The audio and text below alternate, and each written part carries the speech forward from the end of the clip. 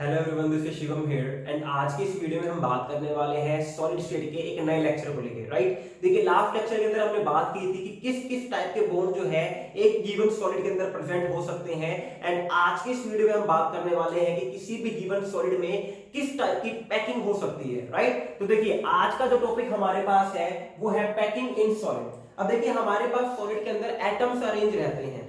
अब अलग अलग सॉलिड के अंदर अलग अलग टाइप से जो है एटम अरेंज रहते हैं और उसी को हम कहते हैं अरेंजमेंट ऑफ एटम। और अरेंजमेंट ऑफ एटम को ही क्या नाम देते हैं? हम पैकिंग का नाम देते हैं। अब एक सॉलिड के अंदर एटम किस तरीके से अरेंज है उस बेसिस के ऊपर हमारे पास तीन टाइप की पैकिंग होती है।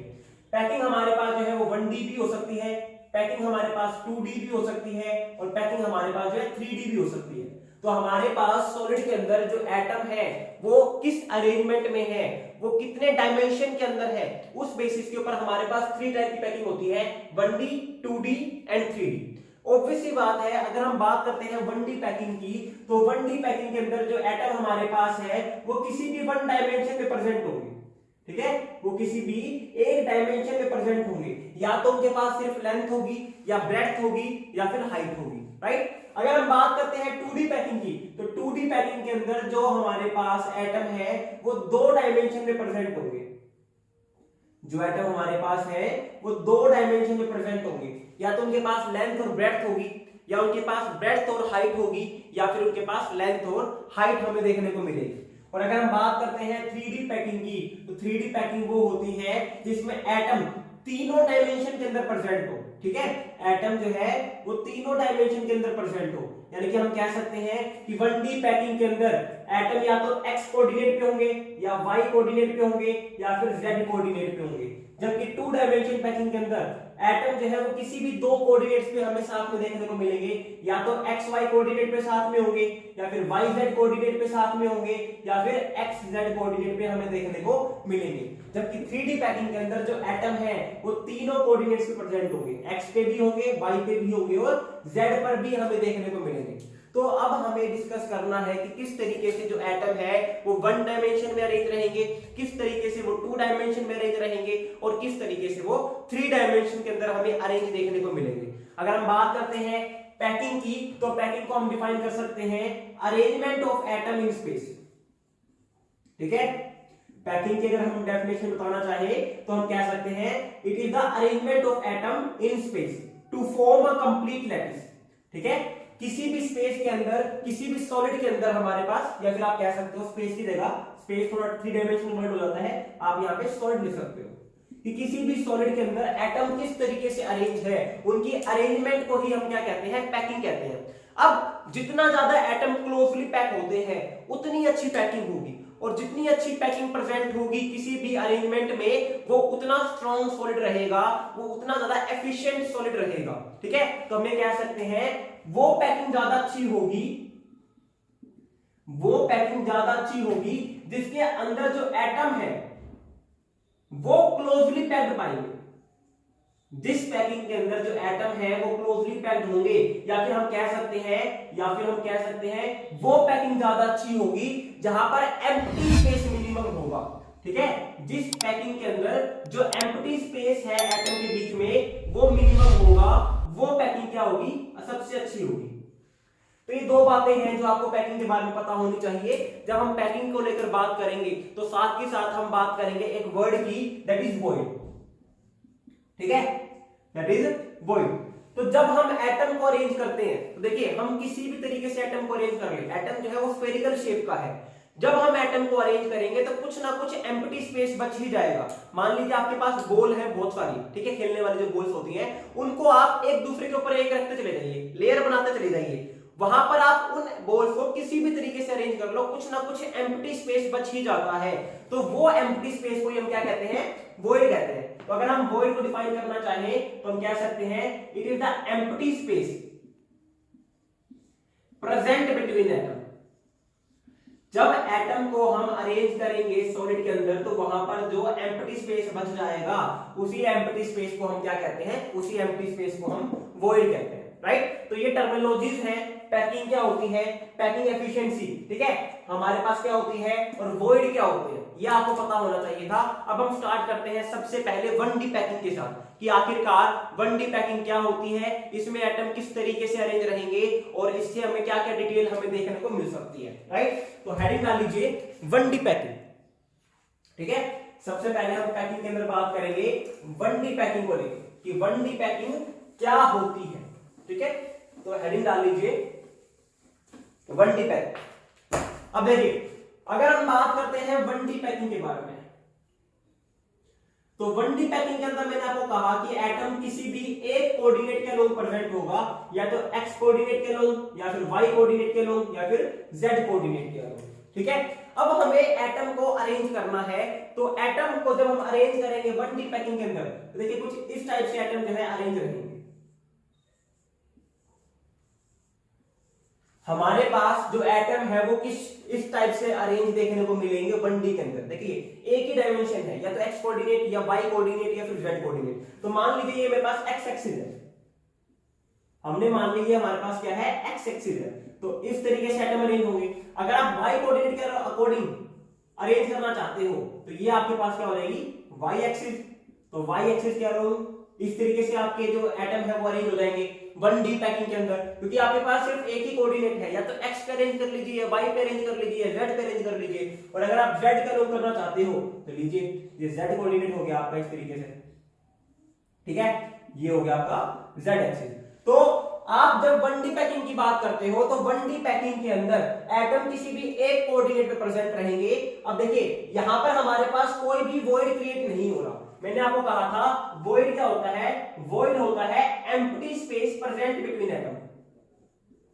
वॉइड था हमारे पास empty space present between atom.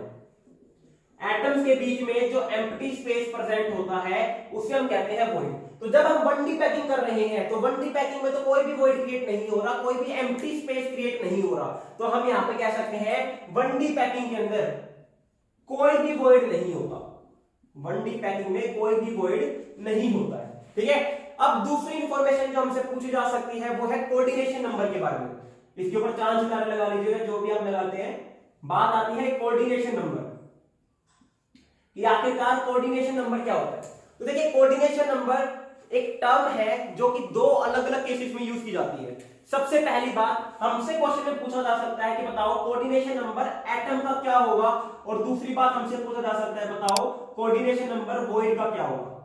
ये दो टर्म है जो हमसे पूछी जा सकती है, या तो हमसे पूछा जाएगा एटम का कोऑर्डिनेशन नंबर बताओ, या फिर हमसे पूछा जाएगा वॉइड का कोऑर्डिनेशन नंबर बताओ। तो क्योंकि 1D पैकिंग में कोई भी वॉइड प्रेजेंट नहीं होता, कोई भी वॉइड क्रिएट नहीं होता, तो एक बार हम वॉइड को साइड में रख देते हैं। हम बात करते हैं एटम के कोऑर्डिनेशन नंबर की। तो देखिए अगर हमसे एटम का कोऑर्डिनेशन नंबर पूछा जाता है तो कोऑर्डिनेशन नंबर होता है उस पैकिंग में, गिवन पैकिंग के अंदर एक एटम मैक्सिमम कितने एटम को टच कर पा रहा है, उसी को हम क्या कहेंगे एटम का कोऑर्डिनेशन नंबर, ठीक है। तो अगर आपको डेफिनेशन लिखनी है कोऑर्डिनेशन नंबर की एटम के केस में कि एटम का कोऑर्डिनेशन नंबर से क्या मतलब है, तो इसका मतलब है maximum number of atom, maximum number of atom that can connect या फिर that are in contact with other atom।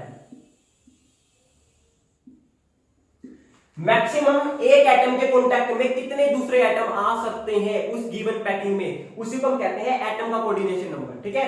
अब देखिए ये हमारे पास 1D पैकिंग है, चाहे आप ये कंसीडर कर लीजिए या फिर ये कंसीडर कर लीजिए या फिर ये कंसीडर कर लीजिए। यहां पे आप कोई भी एक एटम उठा लीजिए, मान लीजिए मैंने ये वाला एटम उठा लिया।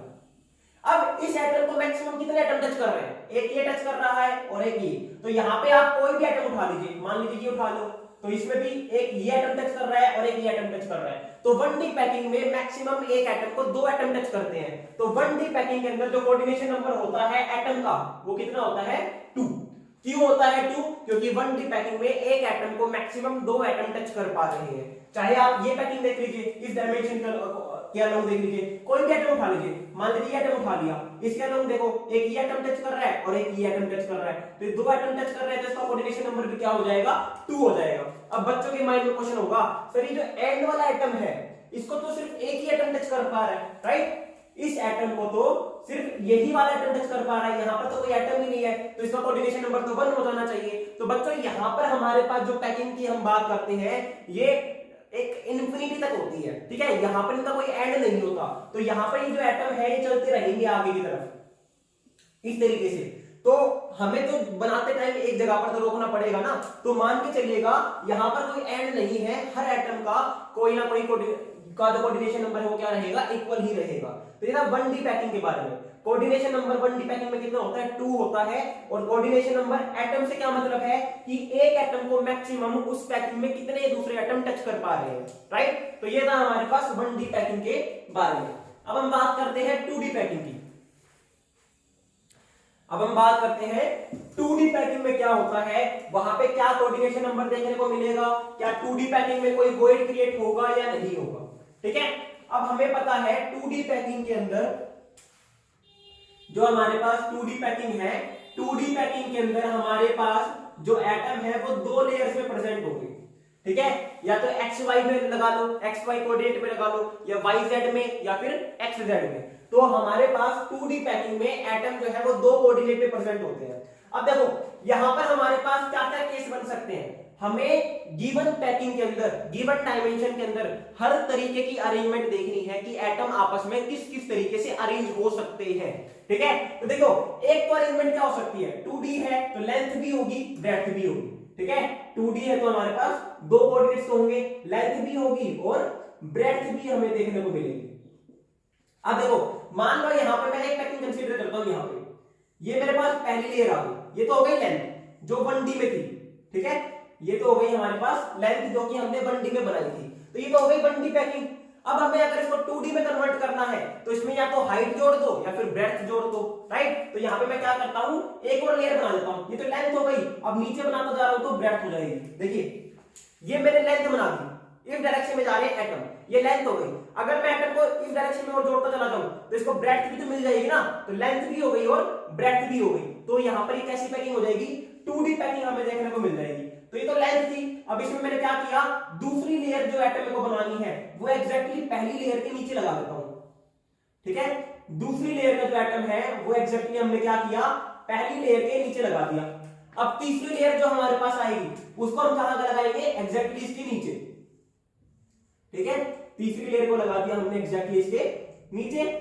फोर्थ लेयर बनाते हैं, फोर्थ लेयर कहां बनाएंगे, एग्जैक्टली इसके नीचे। एक तो ये अरेंजमेंट हो सकती है, देखो जितनी भी पॉसिबल अरेंजमेंट है वो मैं आपको सारी करवा दूंगा, ठीक है।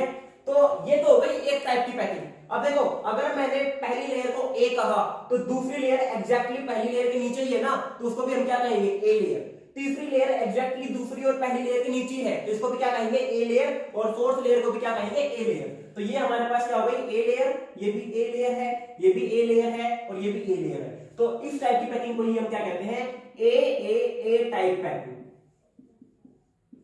ठीक है। 2D के अंदर इस पैकिंग को हम क्या कहेंगे, ए टाइप की पैकिंग। क्या आपको इतनी बात क्लियर हो रही है।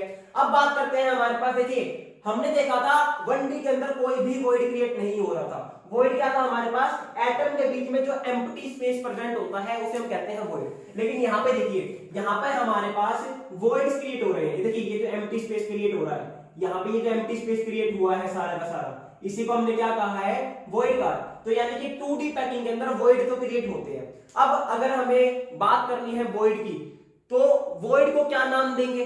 अगर हमें बात करनी है एटम के अरेंजमेंट की, एक तो नाम हो गया इस पैकिंग का ए टाइप की पैकिंग, दूसरा नाम क्या दे सकते हैं इस पैकिंग को, वो देखते हैं। अब देखो अगर हम बात करते हैं वॉइड की, तो ये वॉइड कितने एटम से मिलकर बन रहा है, वही होता है इसका कोऑर्डिनेशन नंबर। मैंने आपको कहा था कोऑर्डिनेशन नंबर एटम का तो क्या होता है, कोऑर्डिनेशन नंबर एटम का होता है कितने एटम एक एटम को मैक्सिमम टच कर सकते हैं। तो कोई भी सेंटर एटम उठा लो, मान लो मैंने ये वाला एटम उठा लिया,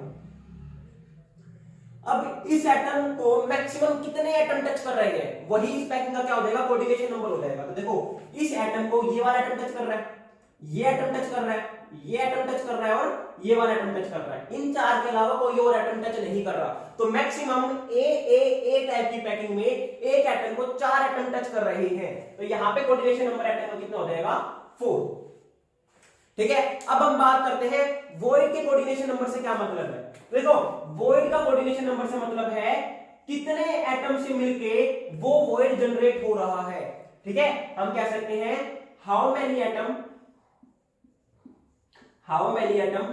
are involve in making a void. एक वॉइड को जनरेट करने में, एक वॉइड को क्रिएट करने में कितने एटम इन्वॉल्व हो रहे हैं, उसी को हम क्या कहते हैं, उस वॉइड का कोऑर्डिनेशन नंबर। तो अगर आप बात कर रहे हो, यहां पर कोई भी वॉइड उठा के देख लीजिए, चार एटम मिलके एक वॉइड जनरेट कर रहे हैं। देखो यहां पे भी चार एटम ने जब कंबाइन किया आपस में तो ये वॉइड क्रिएट हो रहा है। तो यहां पर ए टाइप की पैकिंग में चार एटम से मिलकर एक वॉइड जनरेट हो रहा है। तो यहाँ पे एटम का भी कोऑर्डिनेशन नंबर 4 है और वॉइड का भी कोऑर्डिनेशन नंबर कितना हो गया, 4 हमें देखने को मिल जाएगा। अब देखो यहां पर अगर मैं बात करता हूं तो यहाँ पे हमारे पास एक स्क्वायर क्लोज पैकिंग जनरेट हो रही है। यहाँ पे हमारे पास क्या जनरेट हो रही है, एक स्क्वायर क्लोज पैकिंग जनरेट हो रही है और इस ए टाइप की पैकिंग को हम क्या कहते हैं, और स्क्वायर क्लोज पैकिंग। इस ए टाइप की पैकिंग को और हम क्या कहते हैं, स्क्वायर क्लोज पैकिंग भी कहते हैं, क्योंकि यहाँ पे देखिए स्क्वायर से स्क्वायर जनरेट होते जा रहे हैं। ठीक है, यहाँ पे आप जहां पे भी देखोगे स्क्वायर से स्क्वायर जनरेट हो रहे हैं, इसलिए इस पैकिंग को हम और क्या कहते हैं, स्क्वायर क्लोज पैकिंग भी कहते हैं। एटम का coordination number square close packing में कोई पूछ ले तो 4 है, वॉइड के केस में कोई पूछ ले तो 4 है। क्या आपको इतनी बात क्लियर हो रही है? ये था एक तरीका एटम को अरेंज करने का। ठीक है, इस एक तरीके से हम 2D पैकिंग में एटम को अरेंज कर सकते हैं। अब कोई पूछने वाला हो क्या कोई दूसरा तरीका है एटम को अरेंज करने का 2D के अंदर, तो मैं कहूंगा बिल्कुल है। वो देखते हैं दूसरा तरीका क्या है। ये तो है पहला तरीका कि एटम को हम कैसे अरेंज कर सकते हैं। दूसरा तरीका देखते हैं। देखो अभी हमने क्या किया था, पहली लेयर बनाई थी, ये हमारे पास दोबारा से आ गई पहली लेयर। ठीक है, ए टाइप की पैकिंग में हमने क्या किया, दूसरी लेयर को एग्जैक्टली पहली लेयर के नीचे लगाया था। लेकिन अब की बार हम दूसरी लेयर को एग्जैक्टली पहली लेयर के नीचे नहीं लगाएंगे। हम क्या करेंगे, दूसरी लेयर को पहले लेयर के दो एटम के बीच में रखेंगे। क्या है आपको दिख रहा है, हमने क्या किया, दूसरी लेयर को पहली लेयर के दो एटम के बीच में रखा। तो इस टाइप से जनरेट करेंगे हम अपनी नेक्स्ट पैकिंग। ठीक है, अब हमने क्या किया, अब हम तीसरी लेयर को पहली दोनों लेयर के, पहली जो दूसरी लेयर है इस लेयर के दो एटम के बीच में रखेंगे इस तरीके से। ठीक है, फोर्थ लेयर को क्या करेंगे, थर्ड लेयर के दो एटम के बीच में रखेंगे इस तरीके से। तो ये हमारे पास जनरेट हो जाएगी एक नई पैकिंग। तो देखो इस लेयर को अगर मैं ए कहता हूं तो जो दूसरी लेयर है वो ए लेयर के दो एटम के बीच में है ना, तो अब इसको मैं ए लेयर नहीं कहूंगा, इसको मैं कहूंगा बी लेयर। अब देखो जब मैंने बी लेयर के दो एटम के बीच में पहली लेयर इस लेयर के एटम को रखा तो ये एटम और ये एटम एग्जैक्टली एक दूसरे के नीचे आ गए। ठीक है, यानी कि पहली लेयर और तीसरी लेयर क्या है, एग्जैक्टली सेम है। तो इसको क्या कह देंगे दोबारा से ए लेयर। अब जब मैंने थर्ड लेयर के दो एटम के बीच में इस लेयर के एटम को रखा, फोर्थ लेयर के एटम को, तो ये फोर्थ लेयर का एटम सेकंड लेयर के एटम के एग्जैक्टली नीचे है, जिसको हम क्या कह देंगे, बी लेयर। तो इस टाइप से हमारे पास जो पैकिंग क्रिएट होती है इसे हम कहते हैं ए बी टाइप पैकिंग। ठीक है, इसे हम क्या कहते हैं, ए बी टाइप की पैकिंग कहते हैं। क्या आपको बात क्लियर हो रही है? अब बात करते हैं कोऑर्डिनेशन नंबर की ए बी टाइप की पैकिंग में। तो देखिए कोऑर्डिनेशन नंबर दोबारा से हमारे पास एटम का भी पूछा जा सकता है और वॉइड का भी पूछा जा सकता है। एटम के केस में कोऑर्डिनेशन नंबर का मतलब है मैक्सिमम कितने एटम टच कर रहे हैं एक एटम को उस पैकिंग के अंदर। तो देखो अगर मैं कोई भी एटम उठा लेता हूं, मान लो मैंने ये वाला एटम उठा लिया। ठीक है, ये वाला एटम उठा लिया। अब ये एटम किसके साथ टच में है, इसके साथ टच में है। ठीक है, इसके साथ टच में है, इसके साथ टच में है, यहाँ पे टच में है, यहाँ पे टच में है, यहाँ पे टच में है, और किसी के साथ टच में नहीं है। तो हमारे पास एक एटम जो है वो 1 2 3 4 5 6 एटम के साथ टच में है। सेंट्रल जो एटम है हमारे पास वो 6 के साथ टच में है। इसी तरीके से अगर आप इस लैटिस एटम को, इन लैटिस एटम को और एक्सटेंड करोगे तो आपको यही मिलेगा कि एक एटम मैक्सिमम 6 एटम के टच में आ रहा है। कब? जब आपने ए बी टाइप की पैकिंग बनाई है। तो यहाँ पे जो कोऑर्डिनेशन नंबर बना है इसे हम क्या कहेंगे, एटम का 6। कोऑर्डिनेशन नंबर एटम का कितना हो गया हमारे पास, 6 देखने को मिल गया। क्लियर है ये बात? अब देखो यहाँ पे अगर हम वॉइड की बात करते हैं तो वॉइड देखो ये एक वॉइड क्रिएट हो गया, यहाँ पे ये वॉइड क्रिएट होगा। कितने एटम से मिलकर वॉइड बन रहा है, 1 2 और 3 एटम से मिलकर वॉइड बन रहा है। तो यहाँ पे वॉइड का कोऑर्डिनेशन नंबर कितना हो जाएगा, 3। मैंने कहा था वॉइड के केस में कोऑर्डिनेशन नंबर का मतलब होता है मैक्सिमम कितने एटम मिलके उस वॉइड को क्रिएट कर पा रहे हैं। तो यहाँ पे मैक्सिमम 3 एटम मिलके वॉइड को क्रिएट कर पा रहे हैं, इसलिए यहाँ पे वॉइड का कोऑर्डिनेशन नंबर कितना हो गया 3। और एटम के केस में कोऑर्डिनेशन नंबर का मतलब है मैक्सिमम कितने एटम टच है एक एटम के। तो एबी टाइप की पैकिंग को हम क्या में जो है कोऑर्डिनेशन नंबर एटम का तो होता है 6 और वॉइड का कितना होता है 3। अब बात करते हैं जिस तरीके से ए टाइप की पैकिंग को हमने स्क्वायर क्लोज पैकिंग कहा था, क्या हम एबी को भी कोई और नाम देते हैं? तो देखो अगर हम एबी की बात करते हैं तो यहाँ पे एक एटम 6 एटम के साथ टच में है ना, तो इसलिए इस पैकिंग का नाम और क्या है हेक्सागोनल क्लोज पैकिंग, क्योंकि यहाँ पे हेक्सागन बन रहे थे, यहाँ पे स्क्वायर बन रहे थे, इसलिए हमने नाम दिया स्क्वायर क्लोज पैकिंग। यहाँ पे हेक्सागन बन रहे हैं तो हेक्सागोनल क्लोज पैकिंग। आप पूछोगे सर आपने पैकिंग को तो नाम दे दिया, क्या आपका जो वॉइड क्रिएट हो रहा है उसको भी कुछ नाम देंगे हम? तो हम कहेंगे बिल्कुल हाँ, इन वॉइड्स के भी नाम है। तो देखो ये वॉइड जो है वो 3 से मिलकर बन रहा है ना, 3 एटम से मिलकर बन रहा है, और 3 एटम क्या बना रहे हैं ट्रायंगल बना रहे हैं ना, इसलिए यहां पर जो वॉइड क्रिएट हो रहा है इस वॉइड का नाम क्या है ट्रायंगुलर वॉइड।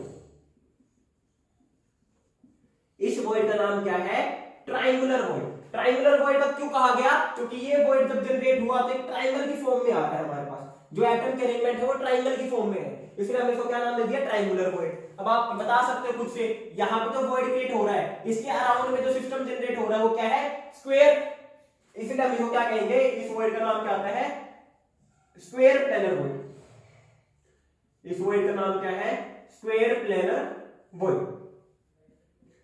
क्या इतनी बात क्लियर है आपको?